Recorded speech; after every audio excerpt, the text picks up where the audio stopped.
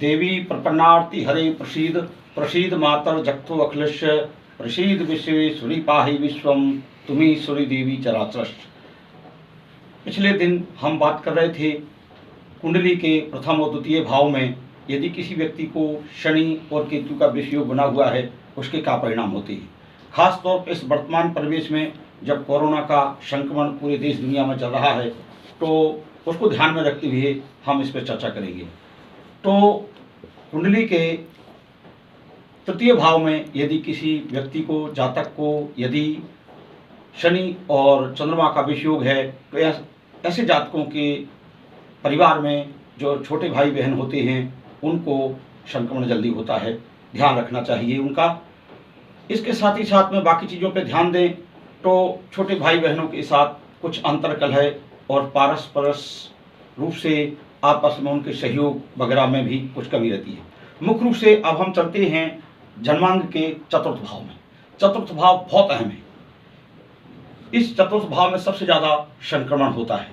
तो जब किसी जातक को यदि यहाँ पर शनि और केतु है, शनि और चंद्रमा है, तो ऐसी स्थिति में भयंकर किस्म का संक्रमण होता है। सर्वप्रथम तो वो व्यक्ति स्वयं भी अपने जीवन में सुखी नहीं रहता, उसको हमेशा कुछ बेचैनी कुछ विषाद बना रहता है। इसके साथ ही साथ में मुख्य रूप से ऐसे जातक के माता जो है अपने परिवार पर अधिक ध्यान रखने की वजह से विभिन्न कारणों से उनको पता ही नहीं चलता कि उनके वृष्ट में कोई गांठ वगैरह है। तो व्यवहार में अनुभव में आया कि ऐसे जातक को जब हम कहते हैं कि अपनी माँ का ध्यान रखें तो समय पर ही उनका कोई यदि गांठ वगैरह होती है तो उसको ऑपरेट करा लेते हैं, उसका बड़ा लाभ मिलता है। इसी तरह से जो ये संक्रमण है ये लंग्स पर फेफड़ों पर ज़्यादा प्रभाव होता है। जब व्यक्ति ठंडी ठंडी चीज़ें अधिक खाते हैं और प्रदूषित हवा और पानी के प्रभाव में जब आ जाती हैं तो उनको ये संक्रमण होता है। जिन जातकों को शनि और केतु, शनि और चंद्रमा खास तौर पर चतुर्थ भाव में होता है उनको दमे की शिकायत हो जाती है, सांस लेने में उनको दिक्कत होती है। ये अवस्था लगभग 40-45 साल के बाद ही लगभग आती है। उनको लगातार खांसी बनी रहती है, लगातार वो बेचैनी महसूस करते हैं और घरेलू जीवन में सुख शांति में तो कमी होती है।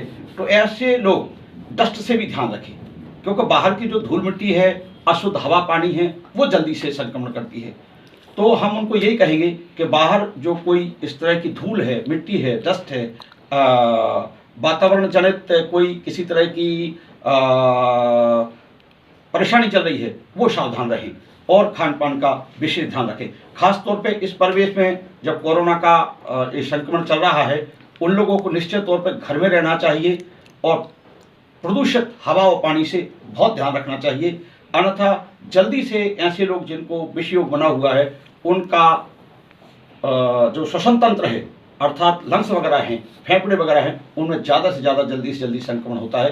तो ध्यान रखना चाहिए। ऐसे लोगों को अधिक ठंडी और अधगर्म चीज़ों से भी बचना चाहिए, पवित्र जल पीना चाहिए।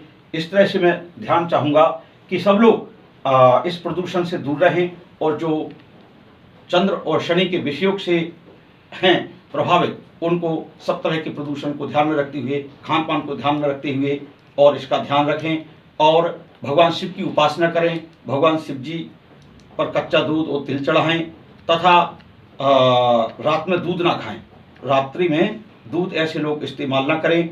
और इसके साथ ही साथ में चूँकि चंद्रमा भगवान शिव के शीश पर धारण किए हुए हैं और यहाँ तक कि जहाँ चंद्रमा अपने से सातवें घर में है वहाँ पर शनि की दृष्टि पड़े तो भी उसके प्रभाव लगभग यही होते हैं। तो जिनके चतुर्थ भाव को स्वामी षष्ठम भाव में गए हुए हैं उनको भी इसी तरह की बातें होती हैं। तो मैं पुनः से इस बात का सभी लोगों से अनुरोध करूँगा कि जिनको शनि और चंद्र का विषयोग चतुर्थ भाव में बना हुआ है वह अपने श्वसन तंत्र को उसमें किसी तरह की लापरवाही न बरतें, अपने मकान में प्रेम पूर्वक शांत प्रशांत रहें।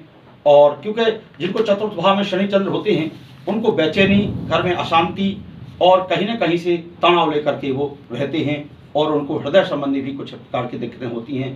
तो शनि और चंद्र का उपाय उनको करना चाहिए। चंद्रमा के लिए मोती की माला धारण कर सकते हैं, मोती धारण कर सकते हैं, भगवान शिव की उपासना कर सकते हैं और अपनी माँ और मातृ समान सभी जीव जगत का सम्मान करना चाहिए और शनिदेव की भी उपासना करना चाहिए। ऐसे लोग शनि के लिए बीच की उंगली में छल्ला डाल सकते हैं, हाथ में कड़ा डाल सकते हैं, कड़े की जगह घड़ी भी डाल सकते हैं। और शनिवार वाले दिन संध्या काल में, रात्रि काल में पीपल पर सरसों के तेल का कोरे दिवे में दिवा जगाएं, ये बहुत अच्छा रहेगा। सभी लोग स्वस्थ रहें, प्रसन्न रहें।